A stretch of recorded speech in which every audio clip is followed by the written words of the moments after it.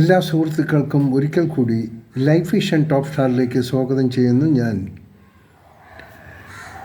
ഞാൻ ഈ വീഡിയോ ചെയ്യുന്നത് പ്രത്യേകിച്ച് കേരളത്തിലെ ഈ കോൺഗ്രസ് നേതാക്കൾക്ക് വേണ്ടിയാണ്. ഇത് ഒരു കോൺഗ്രസ്സിനെ ഒറ്റതിരിഞ്ഞു ആക്രമിക്കുന്നു എന്ന് ആരും കരുതരുത്. ഏത് പാർട്ടിയായിരുന്നാലും ശരിയും തെറ്റിനും മനസ്സിലാക്കി മാക്സിമം എൻ്റെ അറിവ് വച്ച് തെറ്റിനെ തെറ്റായി കാണിക്കും, ശരിയെ ശരിയായും കാണിക്കും. ഇപ്പോൾ ഇവിടെ നടക്കുന്ന ഒരു പുകയിൽ ശശി തരൂരിനെ കുറിച്ചാണ്. ഏറ്റവും മോശമായ ഒരു ചിന്താഗതിയാണ് ഒരു ചില അലപിലാതി നേതാക്കന്മാർക്കുള്ളത്. ഒരു കാര്യം ചെയ്യുക, നിങ്ങൾ ആദ്യം ചെയ്യേണ്ടത് ഈ മോദിയുടെ അടുക്കൽ പോയി ഒന്ന് രഹസ്യമായി ബന്ധപ്പെട്ട് പറയുക, എൻ്റെ സ്വഭാവം ഞാൻ എങ്ങനെയാണ് മാറ്റേണ്ടതെന്ന് മോദി പറഞ്ഞു തരും. അല്ലെങ്കിൽ മോദി ചെയ്യുന്നത് കണ്ടുപിടിക്കുക. നിങ്ങളിപ്പോൾ കാണുന്നുണ്ടല്ലോ, അതായത് ഈ ബുദ്ധിയുള്ളവർ ഈ ഘോരം കിടന്ന് മൈതാന പ്രസംഗം നടത്തിയില്ല. കാര്യം ഇതിലൊക്കെ സെൽഫ് കോൺഫിഡൻസ് ഇല്ലാത്ത അലവിലാദികളാണ് ഇങ്ങനെയുള്ള കാര്യങ്ങൾ കാണിക്കുന്നത്. മനസ്സ് തുറന്ന് ഒന്ന് പറയാമോ? നിങ്ങളെന്ന് മനസ്സ് തുറന്ന് പറയുന്നു, ഇനിയുള്ള ഇലക്ഷനിൽ ഞാൻ മുഖ്യമന്ത്രി പദം എനിക്ക് വേണ്ട, ഞാൻ മോഹിച്ച് അന്നിടാൻ തുന്നിവെച്ച ഷർട്ടുകൾ ഞാനിവിടെ കത്തിക്കുന്നു. ചങ്കൂറ്റമുള്ള ഏതെങ്കിലും ഒരു കോൺഗ്രസ് നേതാവ് ഒന്ന് തുറന്ന് പബ്ലിക്കിനോട് പറയാമോ? ഞാൻ വെല്ലുവിളിക്കുകയാണ്. എത്ര പേര് ആ ഉടുപ്പും തുന്നിവെച്ച് തയ്യാറായിരിക്കുന്നറിയാം. ഇവർക്കൊക്കെ കേരളത്തിലൊരു ഭാഷ, ഡൽഹിയിൽ മറ്റൊരു ഭാഷ. നാടകം കളിക്കാൻ ഏറ്റവും അതിവിദഗ്ധമായി കുറേ ഗൂഢസംഘം. ഇവർക്ക് ഏറ്റവും വലിയ തലവനായിരുന്നു ഒരു എടുപ്പുള്ള ഒരു നേതാവുണ്ടായിരുന്നു, കെ സുധാകരൻ. അങ്ങനെ വെട്ടി നിർത്തണം. അതൊക്കെ നിൻ്റെയൊക്കെ മിഥ്യാബോധങ്ങളാണ്. കെ സുധാകരൻ ആർക്കും വെട്ടി നിർത്താൻ പറ്റില്ല. ഇപ്പോൾ രണ്ടാമത് പൊട്ടിരിക്കുന്ന നേരെ ശശി തരൂരിനെയാണ്. എന്താ കുഴപ്പം? ശശി തരൂർ ഇന്ത്യയുടെ എം പി ആണ്, അല്ല കോൺഗ്രസിൻ്റെ എം പി അല്ല. ഹീസ് ഓൺഡ് ബൈ ഇന്ത്യയുടെ ഒരു എം പി ആണ് ശശി തരൂർ. അത് മനസ്സിലാക്കുക. വിവരമില്ലാത്തവരെ ഒന്ന് മനസ്സിലാക്കുക. കോൺഗ്രസ് ടിക്കറ്റിൽ ജയിച്ചു. I am a proud of him. കാരണം ഞാനും തിരുവനന്തപുരത്തുകാരനാണ്.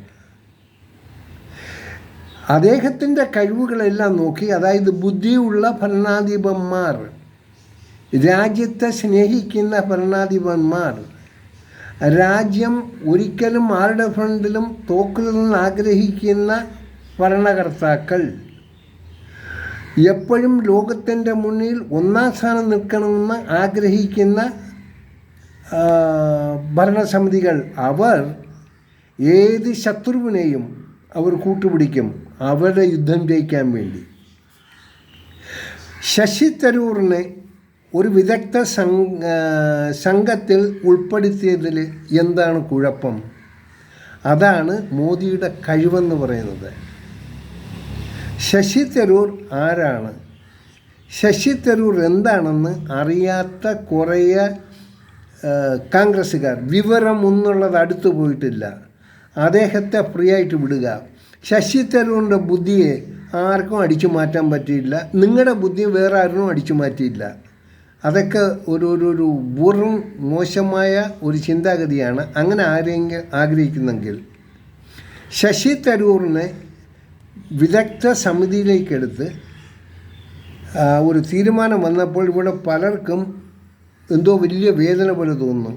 ഒരു കാര്യം ഓപ്പണായിട്ട് പറയാം, കെ സുധാകരനോ ശശി തരൂരിനോ ഏതെങ്കിലും ഒരു കോൺഗ്രസ്സുകാരൻ ഞങ്ങളുടെ നേതാവ്, ഞങ്ങളുടെ മുഖ്യമന്ത്രി അവരാണെന്ന് പറഞ്ഞാൽ 99% അവരങ്ങോട്ട് ജയിച്ച് മുഖ്യമന്ത്രിയാകും. പക്ഷെ അവരുടെ ക്വാളിറ്റി അവർ പറയില്ല, എനിക്ക് മുഖ്യമന്ത്രിയാക്കണം, അങ്ങനെ പറയില്ല. ശശി തരൂർ പറയില്ല.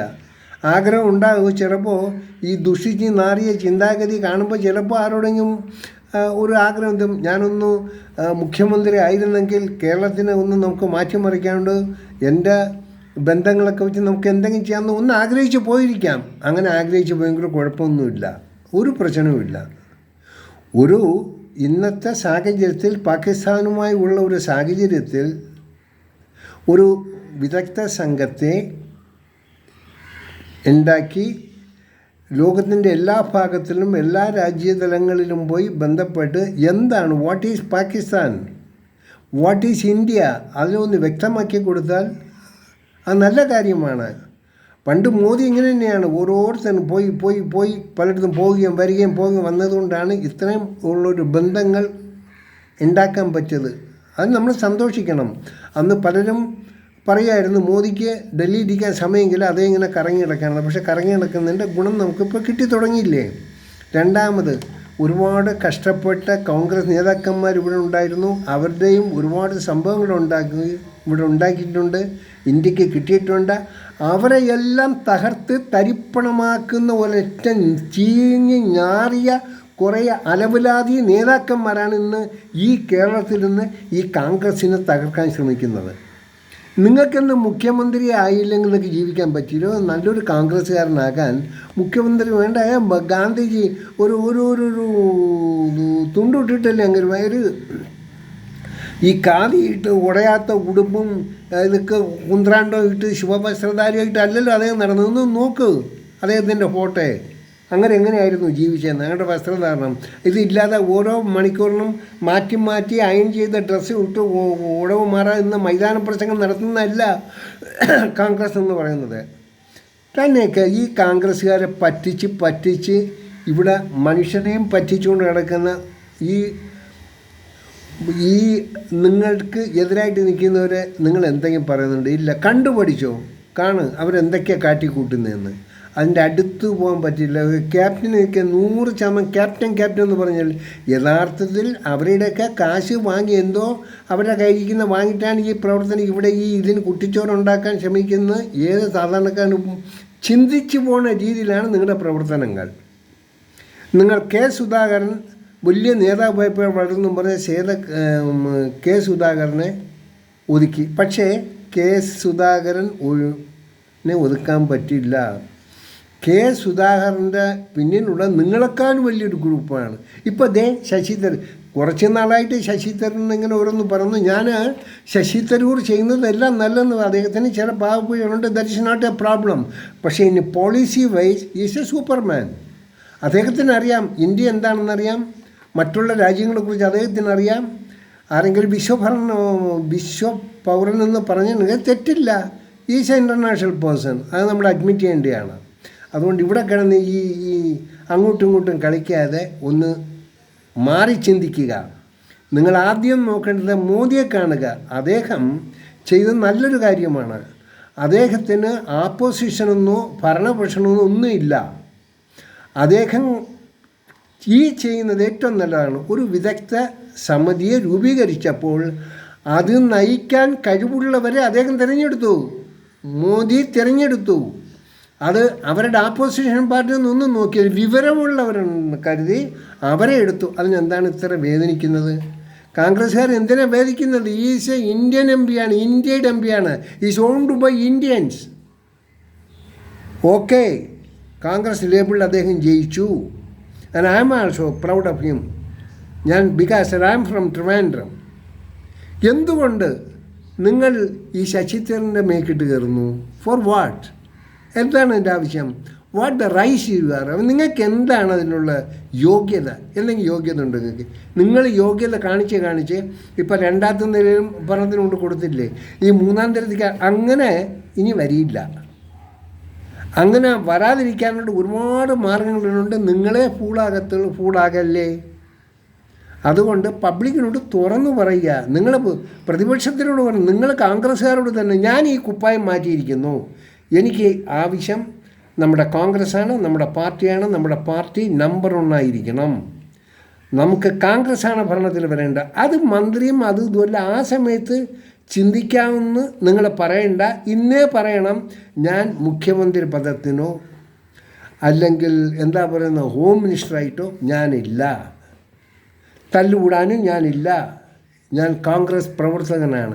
ഇപ്പോൾ ഓരോരുത്തർക്കും പ്രതീക്ഷിച്ചതിലും കൂടുതൽ പൊസിഷൻ കിട്ടിയിട്ടുണ്ടല്ലോ, ആ സ്ഥാനത്ത് നിൽക്കുകയാണല്ലോ. അതിനെ മെയിൻറ്റെയിൻ ചെയ്യുക, അറ്റ്ലീസ്റ്റ് അതെങ്കിലും മെയിൻറ്റെയിൻ ചെയ്യുക, ഇല്ലെങ്കിൽ അതും പിറപ്പുറത്ത് പോകും. സോ ഞാൻ ബഹുമാനപ്പെട്ട നേതാക്കന്മാരോട് പറഞ്ഞു, നേതാക്കന്മാരെ ഇപ്പോൾ തമ്മിത്തല്ലേണ്ട സമയമില്ല, കണ്ടുപിടിക്കൂ. എന്താണ് മോദി ചെയ്യുന്നത് കണ്ടോ? മോദി ചെയ്യുന്നതിൽ അപാകതകളുണ്ട്, ഇല്ലെന്ന് പറയുന്നില്ല. പക്ഷേ രാജ്യദ്രോഹത്തിനെതിരായി, അവരുടെ പാർട്ടിക്കെതിരായി അവരൊന്നും ചെയ്യില്ല. അവിടെയാണ് അവരുടെ ജയം. കോൺഗ്രസ്സുകാരോട് ചെയ്യുന്നത്, കോൺഗ്രസ്സുകാരെ നിങ്ങൾക്ക് ഈ തൻ്റെ ഇടം കാണുമോ? ഇപ്പോഴത്തെ കോൺഗ്രസ്സുകാർക്ക് നിങ്ങൾക്ക് BJPയിലുള്ള ആരെങ്കിലും ഇങ്ങോട്ട് എടുക്കാമോ? നിങ്ങളുടെ പാനലിൽ അവിടെ മെമ്പറാക്കാൻ തൻ്റെ ഇടം കാണിക്കേണ്ടത് അങ്ങനെയാണ് തൻ്റെ ഇടം കാണിക്കുകയാണ്. ആ തൻ്റെ ഇടം വേണം, എങ്കിലും രാജ്യം നന്നാകത്തുള്ളൂ, പാർട്ടി നന്നാകത്തുള്ളൂ, മനുഷ്യൻ നന്നാകത്തുള്ളൂ, നമ്മുടെ എല്ലാ രീതിയിലുള്ള പ്രസക്തിയിലേക്കും നമ്മൾ ഉയരാൻ പറ്റത്തുള്ളൂ. നാട്ടിലെ ദയവ് ചെയ്ത് ഇനി 3-ാം ടേബിൾ ആ ക്യാപ്റ്റൻ്റെ കയ്യിൽ കൊണ്ട് കൊടുക്കല്ലേ, മാറിപ്പോവുക.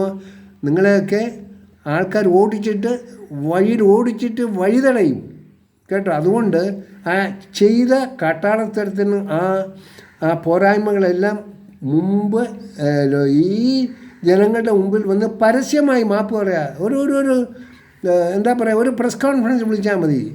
കാര്യം അവർ നല്ല രീതിയിൽ കൊടുത്തോളും. പറയാം, ഞാൻ മുഖ്യമന്ത്രി പദത്തിനോ മറ്റൊരു പദത്തിനോ തൊഴിൽ വകുപ്പിനോ ഒന്നിനും ഞങ്ങളില്ല. ഞങ്ങളുടെ ആവശ്യം കോൺഗ്രസ് പൂർണ്ണമായി ഈ കേരളത്തിൽ പൂർണ്ണമായി ശക്തിയായി വരണം. അടുത്ത ഭരണം കോൺഗ്രസ്സിനുണ്ടാകണം. അതാണ് ഞങ്ങളുടെ ആവശ്യം. ഞങ്ങൾ തച്ച് വെച്ച മന്ത്രി കുപ്പായങ്ങൾ, ഞങ്ങൾ തുന്നി വെച്ച മന്ത്രി കുപ്പായങ്ങൾ ഞങ്ങൾ ഇവിടെ ഇട്ട് തീയിടുന്നു. ഞങ്ങൾ തീയിട്ട് കഴിഞ്ഞു. എന്നാൽ അങ്ങനെ ഒരു തുറന്ന പ്രസ്താവനയായിട്ട് വരൂ. 100% ഈ കോൺഗ്രസ് ഏറ്റവും കൂടുതൽ ശക്തിയോടെ മുന്നോട്ട് വരും. എങ്കിൽ മാത്രമേ ഈ കോൺഗ്രസ്സിന് നിലനിൽപ്പുണ്ടാകുള്ളൂ. ഇല്ലാതെ തിരുവനന്തപുരത്ത് ഒന്ന് പ്രസംഗിക്കും, പാലക്കാട് വേറൊന്ന് പ്രസംഗിക്കും, എറണാകുളത്ത് വേറൊന്ന് പ്രസംഗിക്കും, ആലപ്പുഴ വേറൊന്ന് പ്രസംഗം ഇതെല്ലാം പോളിഷാ ബൂഗു എന്ന് പറഞ്ഞ് നേരെ ഡൽഹി ചെല്ലുമ്പോൾ നിറം മാറും. ഇതാണ് ഇപ്പോൾ നിർത്തിക്കൊണ്ടിരിക്കുന്നത്. ആ പാപം ആ രാഹുൽ ഗാന്ധിക്ക് ഇവിടത്തെക്കുറിച്ച് ഒന്നും അറിയാം. അയാൾക്ക് മലയാളവും അറിയില്ല. അയാളുടെ കൂടെ കൂടിയിരിക്കുന്ന കുറച്ച് അധർമ്മന്മാർ ആ പാവത്തിന് ഇട്ട് വട്ട് ഇറക്കിയാണ്. അവസാനം അതിന് ചീത്തപ്പേര് രാഹുൽ ഗാന്ധിക്ക്. അവരൊന്നും ചെയ്യില്ല. ഈ രാഹുൽ ഗാന്ധി അവിടെയൊക്കെ ഈ ഡൽഹി ഇരിക്കുന്നവർക്ക് എന്താണ് കേരളത്തിൻ്റെ കോൺഗ്രസിനെ കുറിച്ചും കേരളത്തിൻ്റെ ജനങ്ങളെക്കുറിച്ച് വല്ല അറിയോ? അവിടെ ചെന്നാൽ ഹലോ ബൈ സാബ് റാം സാബ് എന്ന് വല്ലതും വന്ദേ ഭാരത് എന്നൊക്കെ വല്ലതും പറഞ്ഞു കഴിഞ്ഞാൽ ഉണ്ട് ആ കൈസ ചോദിക്കാൻ ഓക്കെ മൈ ടീക്ക് മൈ ഹോം യു എന്നൊക്കെ ചുമ്മാ വിവരക്കേട് വല്ലതും പോയി കിടന്ന് എഴുന്നള്ളിച്ച് അപ്പം അവിടെ വെച്ച് ചിലപ്പോൾ ആരെങ്കിലും പറയാ നീ തും അകലെയൊക്കെ ഓ മന്ത്രി ബനേക മന്ത്രി ബനാന്നുക ഓ കാം കരോ. അപ്പോൾ ഇവിടെ വന്ന് കയറി അങ്ങോട്ട് ചൂടുമ്പോൾ ഒരു ഗ്രൂപ്പ് കൂടുതലങ്ങ് തുന്നി വയ്ക്കും. ഇതൊന്നും ആവശ്യമില്ല. ആൾക്കാർ കളിയാക്കും. ഈ പ്രസ്ഥാനത്തെ നെഞ്ചിലേറ്റി നടന്ന ഒത്തിരി ആൾക്കാർ ഇന്ന് കേരളത്തിലുണ്ട്. കേരളത്തെക്കുറിച്ച് മുമ്പ് കോൺഗ്രസിനെക്കുറിച്ച് അറിയൂ. പണ്ട് EMS വന്ന് അദ്ദേഹം പോയി വിമോചന സമരത്തോട്. ഇപ്പോൾ ഈ കേരളത്തെ തകർത്തുകൊണ്ടിരിക്കുന്നത് കോൺഗ്രസ്സുകാരാണ്, കോൺഗ്രസ് നേതൃത്വമാണ്. കാരണം ഇവർക്ക് മനസാക്ഷി എന്നുള്ളത് ഒന്നില്ല. ഇവർക്കെല്ലാവർക്കും മന്ത്രിയാകണം. കഴിവുള്ളവനെ വെട്ടി നിർത്തുക നടക്കില്ല. ആ ഭാഗം ഒന്ന് മാറ്റിവെക്കുക. എന്തിനാണ്? നിങ്ങൾ നല്ലൊരു കോൺഗ്രസ്സുകാരനാണെങ്കിൽ, നല്ലൊരു പ്രവർത്തകനാണെങ്കിൽ നിങ്ങൾക്ക് മന്ത്രിയാവണോ? നിങ്ങൾക്ക് മുഖ്യമന്ത്രിയാവണോ? നിങ്ങൾക്ക് തൊഴിൽ മന്ത്രിയാവണോ? വിദ്യാഭ്യാസ മന്ത്രിയാവണോ? ആരോഗ്യമന്ത്രിയാണോ? വേണ്ട. കഴിവുള്ളവനെ പിടിച്ചേൽപ്പിക്കുക. ആരോഗ്യമന്ത്രിയാകുമ്പോൾ ആരോഗ്യത്തെക്കുറിച്ച് അറിയണം, മരുന്നെന്താണെന്ന് അറിയണം, അവരെ കാണിക്കണം. തൊഴിൽ മന്ത്രിയാകുമ്പോൾ എഞ്ചിനീയറിംഗ് പഠിച്ചവനായിരിക്കണം. അത് തൊഴിൽ മന്ത്രിയാകുമ്പോൾ you should a professional engineer must know the technology. അല്ല വല കിടന്ന് ഈ ബാമ്പ് പറഞ്ഞ് വല കൂടാൻ കിടന്ന് ഇഴിനടുത്ത് നല്ല മറ്റുള്ള പാർട്ടി കിടന്ന് ഗുണ്ടകളാക്കുന്ന കണക്ക് ഇനി കോൺഗ്രസ്സിനെ അങ്ങനെ ആക്കരുത്. ദ പ്രൊഫഷണലിസം ഉണ്ട്. They should have the proper professionalism. ഏത് മിനിസ്ട്രി എടുത്താലും അതിന് കഴിവുള്ളവനായിരിക്കണം. തൊഴിൽ മന്ത്രിയാണെങ്കിൽ തൊഴിലിനെക്കുറിച്ച് അറിഞ്ഞിരിക്കണം. മരാമത്ത് മന്ത്രിയാണെങ്കിൽ മരാമത്തിനെ കുറിച്ച് അറിയണം, അവൻ അറിയണം ഹൗ ടു നെയിൽ, എങ്ങനെയാണ് ആമറിങ് ചെയ്യുന്നത്, അവന് ആമർ അറിയണം, ചുറ്റി എന്താണെന്ന് അറിയണം, സ്ക്രൂ ഡ്രൈവർ എന്താണെന്ന് അറിയണം, ഉളി എന്താണെന്ന് അറിയണം, വാളെന്താണെന്ന് അറിയണം. അത് അറിയുന്നവനായിരിക്കണം മരാമത്ത് മന്ത്രിയായിട്ടിരിക്കേണ്ടത്. ഒരു ടൂൾസ് വന്നാൽ, ഒരു കൊട്ടേഷൻ വന്നു കഴിഞ്ഞാൽ ആ ടൂൾസിനെ പറ്റി പഠിക്കണം, എന്ത് മേക്കാന്ന് നോക്കണം, എന്ത് ഗ്യാരണ്ടിയാണെന്ന് നോക്കണം. ഇങ്ങനെയൊക്കെ ഉണ്ടായിരുന്നവരുടെ ഭരണകൂടം കോൺഗ്രസ്സിന് കെട്ടിപ്പടുത്താൻ പറ്റും. അതിന് കഴിവുള്ള പിള്ളേരുണ്ടെന്നല്ല, തൻ്റെ ഉള്ള എഞ്ചിനീയേഴ്സിന് അവരെ കണ്ടുപിടിക്കുക, അവരെ ഒടികൾ അവരെ അതിന് ആ മന്ത്രിപദത്തിൽ കയറ്റി പണി ചെയ്യിപ്പിക്കുക. അവർക്ക് വേണ്ട നിർദ്ദേശങ്ങൾ, ജനങ്ങൾക്കുള്ള ബുദ്ധിമുട്ടുകൾ അത് മനസ്സിലാക്കേണ്ടത് മന്ത്രിക്കും ജനങ്ങൾക്ക് ഇടയ്ക്ക് നിന്ന് പ്രവർത്തിക്കേണ്ടതാണ് പ്രവർത്തകർ. അതാണ് ആവശ്യം. അല്ല ഊരാ കൊടുക്കണം. ഞാനുമൊക്കെ ഇവിടെ ഒരുപാട് ബിസിനസ് ചെയ്ത് ലക്ഷങ്ങൾ കളഞ്ഞു, കോടികൾ കളഞ്ഞു. ഇവിടെ നടക്കില്ല.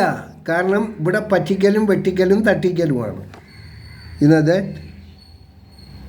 അതായത് ഇനിയെങ്കിലും ഇത് വളരെ ബുദ്ധിമുട്ട്. ഈ സൺഡേ രാവിലെ ഇവിടെ ഇത് കുത്തി നിങ്ങളോടൊരു വീഡിയോ ചെയ്തതിൽ വലിയ ബുദ്ധിമുട്ടുണ്ട്. Sincerely I am telling. ഇവിടെ ഒരുപാട് കഴിവും ആൾക്കാർക്കുള്ളവരുണ്ട്. ഞാൻ ഒരു പക്ഷേ നിങ്ങൾക്ക് അതിശക്തിയായിരിക്കാം. എൻ്റെ ഒരു ആത്മാർത്ഥ സുഹൃത്തുണ്ട്. നിങ്ങൾ വേണമെങ്കിൽ സോണിയാഗാന്ധിയോട് പറഞ്ഞു നോക്കൂ. ഹിസ് നെയിം ഈസ് ലൊഡ്വിക്കോ ഗർസൈസി, Italian. Now is owned by ഈ സ്പെയിനിലെ ഒരു പാസ്പോർട്ടുണ്ട്. Now is a Spanish nationality. Control application എന്നൊരു കമ്പനിയുടെ ഒരു ഡയറക്ടറായിരുന്നു. ഞാനോട്ട് നല്ല കോൺടാക്ട്സാണ്. ഞങ്ങളെല്ലാം ഒന്നിച്ച് സൗദി അറേബ്യയിൽ വർക്ക് ചെയ്തായിരുന്നു. അദ്ദേഹം എന്നോട് പറഞ്ഞ് you go and meet Sonia Gandhi is Rajeev ഗാന്ധിയുടെ wife, you tell V are friends. ഞാൻ പറയാം sorry ലൊഡ്വിക്കോ, I have nothing to do with those people because I am working for myself. എനിക്ക് ബന്ധങ്ങൾ ഇപ്പോഴും ഉണ്ടാക്കാം. Forward it is not my nature. ഇതല്ല എൻ്റെ ആവശ്യം. അതായത് തൻ്റെ ഇടം വേണം. എന്നൊക്കെ നാം ചെയ്യുന്നതിൽ ഒരു പൂർണ്ണ തൃപ്തി നമുക്ക് കിട്ടിയില്ലെങ്കിൽ അത് ഇറങ്ങരുത്, അതിനെ ഫുൾഫിൽ ചെയ്യിപ്പിക്കണം. ഐ ആം നോട്ട് എ രാഷ്ട്രീയക്കാരൻ. ഞാനൊരു രാഷ്ട്രീയക്കാരനല്ല. ഞാൻ സാധാരണ ഒരു പൗരൻ, ഒരു ഇന്ത്യൻ പൗരൻ. സോ ഒരിക്കൽ കൂടി ഞാൻ പറയുന്നു, സ്നേഹമുള്ള സുഹൃത്തുക്കളെ, കോൺഗ്രസ്സുകാരെ, നേതാക്കന്മാരെ, ഇരട്ടത്താപ്പ് നയം വേണ്ട, അത് ഉപേക്ഷിക്കുക. നിങ്ങൾ മനസ്സിൽ തന്നെ ധരിക്കുക, ഇനി എനിക്ക് കോപ്രായത്തരം വേണ്ട. നിങ്ങൾക്ക് ലഭിക്കുന്നത് തീർച്ചയായിട്ടും നിങ്ങൾക്ക് കിട്ടിയിരിക്കും. അത്